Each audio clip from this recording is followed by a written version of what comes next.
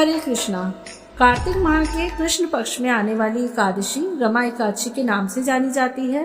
यह दीपावली के 4 दिन पहले आती है।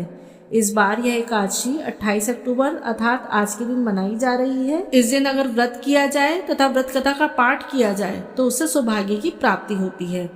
तो आइए अब हम जानते हैं रमा एकादशी की व्रत कथा। एक बार युधिष्ठिर ने भगवान कृष्ण से पूछा, हे जनार्दन, मुझ पर आपका स्नेह है, अतः कृपा करके मुझे बताइए कार्तिक के कृष्ण पक्ष में कौन सी एकादशी होती है।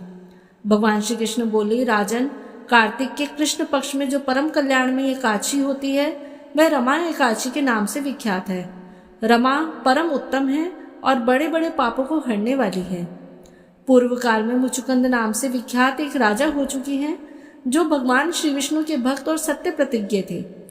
निष्कंटक राज्य का शासन करते हुए उस राजा के यहाँ नदियों में श्रेष्ठ चंद्रभागा कन्या के रूप में उत्पन्न हुई। राजा ने चंद्रसेन कुमार शोभन के साथ उसका विवाह कर दिया। एक समय की बात है, शोभन अपने ससुर के घर आए हुए थे।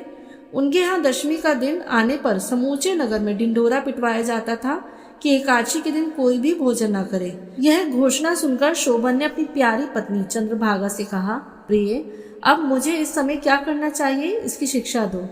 चंद्रभागा बोली, प्रभु, मेरे पिता के घर तो एकादशी को कोई भोजन नहीं कर सकता। हाथी, घोड़े, हाथियों के बच्चे तथा अन्य पशु भी अन्न, घास तथा जल तक का आहार नहीं कर पाते। फिर मनुष्य एकादशी के दिन कैसे भोजन कर सकते हैं? हे प्राणनाथ, यदि आप भोजन करेंगे तो आपकी बड़ी निंदा होगी। इस प्रकार मन में विचार करके अपने चित्त को दृढ़ कीजिए। शोभन ने कहा, प्रिय, तुम्हारा कहना सत्य है, मैं भी आज उपवास करूंगा। देव का जैसा विधान हो वैसा ही होगा। भगवान श्री कृष्ण कहते हैं, इस प्रकार दृढ़ निश्चय करके शोभन ने व्रत के नियम का पालन किया। भूख से उनके शरीर में पीड़ा होने लगी। वे बहुत दुखी हुए। भूख की चिंता में पड़े पड़े सूर्यास्त हो गया। रात्रि आई जो हरि पूजा पारायण प्रधा जागरण में आसक्त वैष्णव मनुष्यों को बड़ा हर्ष बढ़ाने वाली थी, परंतु वही रात्रि शोभन के लिए अत्यंत दुखदायी हुई। सूर्योदय होते होते उसके प्राणांत हो गए। राजा मुचुकुंद ने राजोचित काष्ठों से शोभन का दाह संस्कार किया। चंद्रभागा पति का पारलौकिक कर्म करके पति के घर पर ही रहने लगी। नृपश्रेष्ठ, रमा नामक एकादशी के व्रत के प्रभाव से शोभन मंदराचल के शिखर पर बसे हुए परम रमणीय देवपुर को प्राप्त हुआ। वहां शोभन द्वितीय कुबेर की भांति शोभा पाने लगा। राजा मुचुकुंद के नगर में सोम शर्मा नाम से विख्यात एक ब्राह्मण रहते थे। ये तीर्थ यात्रा के प्रसंग में घूमते हुए कभी मंदराचल पर्वत पर गए। वहां उन्हें शोभन दिखाई दिए। राजा के दामाद को पहचानकर वे उनके समीप गए। शोभन भी उस समय द्विश्रेष्ठ सोम शर्मा को आया जान शीघ्र ही आसन से उठकर खड़े हो गए और प्रणाम किया। फिर क्रमशः अपने ससुर राजा मुचुकुंद का, प्रिय पत्नी चंद्रभागा का तथा समस्त नगर का कुशल समाचार पूछा। सोम शर्मा ने कहा, राजन, वहां सबकी कुशल है। यहाँ तो अद्भुत आश्चर्य की बात है। ऐसा सुंदर और विचित्र नगर तो कहीं और देखने को नहीं मिला। बताओ तो सही, तुम्हें इस नगर की प्राप्ति कैसे हुई? शोभन बोले, हे द्विजेंद्र, कार्तिक के कृष्ण पक्ष में जो रमा एकादशी होती है उसी का व्रत करने से मुझे ऐसे नगर की प्राप्ति हुई है। ब्रह्मन, मैंने श्रद्धाहीन होकर इस उत्तम व्रत का अनुष्ठान किया था, इसलिए मैं ऐसा मानता हूँ कि यह नगर सदा स्थिर रहने वाला नहीं है। आप मुचुकुंद की पुत्री चंद्रभागा से सारा वृत्तांत कहिएगा। शोभन की बात सुनकर सोम शर्मा ब्राह्मण मुचुकुंदपुर गए और वहां चंद्रभागा के सामने उन्होंने सारा वृत्तांत कह सुनाया।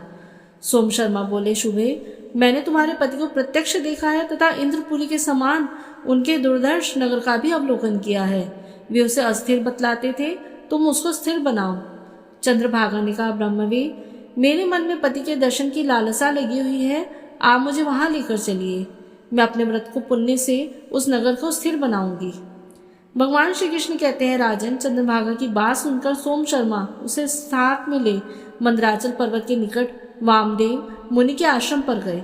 वहां ऋषि के मंत्र की शक्ति तथा एकादशी सेवन का प्रभाव से चंद्रभागा का शरीर दिव्य हो गया तथा उस दिव्य गति प्राप्त हो गई। इसके बाद वह पति के समीप गई। उस समय उसके नेत्र हर्षोल्लास से खिल रहे थे।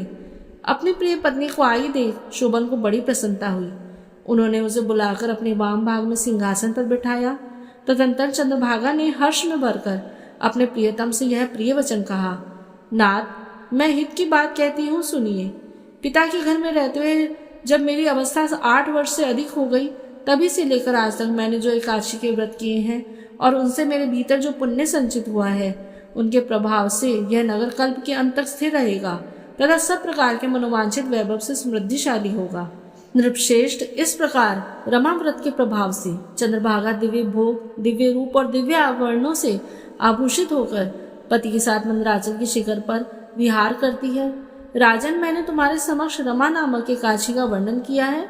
यह चिंतामणि तथा कामधेनु के समान सब मनोरथों को पूर्ण करने वाली है। मैंने दोनों पक्षों के एकादशी व्रतों का पापनाशक महात्म्य बताया है। जैसे कृष्ण पक्ष की एकादशी है, वैसे ही शुक्ल पक्ष की भी है। उनमें भेद नहीं करना चाहिए।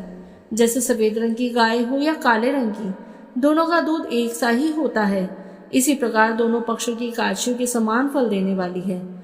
जो मनुष्य एकादशी व्रतों का महात्म्य सुनता है, वह सब पापों से मुक्त हो जाता है, श्री विष्णु लोक में प्रतिष्ठित हो जाता है। हरे कृष्णा। सभी भक्तजन मिलकर बोलिए एकादशी माता की जय। ओम जय एकादशी माता, मैया जय एकादशी माता। विष्णु पूजा व्रत को धारण कर शक्ति मुक्ति पाता।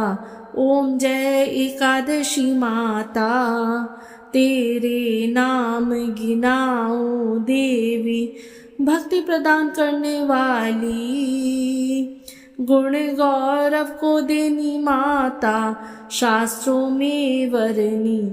ओम जय एकादशी माता, मार्गशीर्ष के कृष्ण पक्ष की उत्पन्ना विश्वतारणी जननी। शुक्ल पक्ष में हुई मोक्षदा, मुक्तिदाता बन आई। ओम जय एकादशी माता, पौष के कृष्ण पक्ष की सफला नामक है। शुक्ल पक्ष में हुई पुत्रदा, आनंद अधिक रहे। ओम जय एकादशी माता, नाम षट्तिला माघ मास में कृष्ण पक्ष आवे। शुक्ल पक्ष में जया कहावे, विजय सदा पावे। ओम जय एकादशी माता, विजया फागुन कृष्ण पक्ष में शुक्लामल की। पाप मोचनी कृष्ण पक्ष में चैत्र महाबली की। ओम जय एकादशी माता, चैत्र शुक्ल में नाम कामदा, धन देने वाली। नाम बरु धन कृष्ण पक्ष में वैशाख महावाली। ओम जय एकादशी माता, शुक्ल पक्ष में होए मोहिनी, अपराजेष्ठ कृष्ण पक्षी।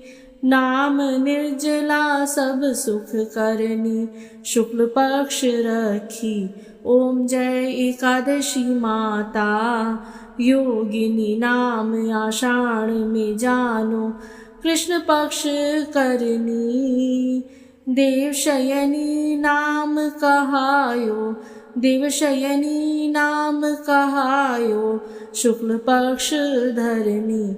ओम जय एकादशी माता, कामिका श्रावण मास में आवे, कृष्ण पक्ष कहिए। श्रावण शुक्ला होए पवित्रा, आनंद से रहिए। ओम जय एकादशी माता, आज भाद्रपद कृष्ण पक्ष की परिवर्ती शुक्ला, इंद्र आश्विन कृष्ण पक्ष में व्रत से भव सागर निकला। ओम जय एकादशी माता, पापा कुंशा है शुक्ल पक्ष में आप हरन हारी।